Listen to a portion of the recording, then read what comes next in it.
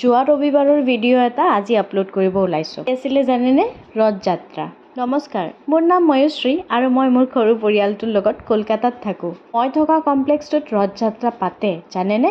তাতে চব ল'ৰা ছোৱালীবোৰে এনেকৈ ৰথখন সজাই লৈ যায়। আজি ৰবিবাৰ যে এখেত ঘৰত আছে, ল'ৰাটোক লৈ যায় ৰথখন থৈ আহিছে।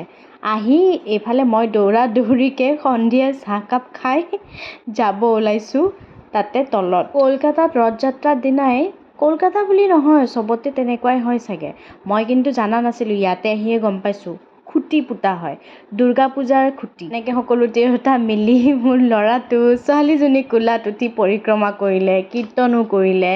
তাৰপিছত ইমান গাল ভিৰ, চান্স পুজি ময়ো ৰছীডাল এপাক ধৰি ল'লোঁ।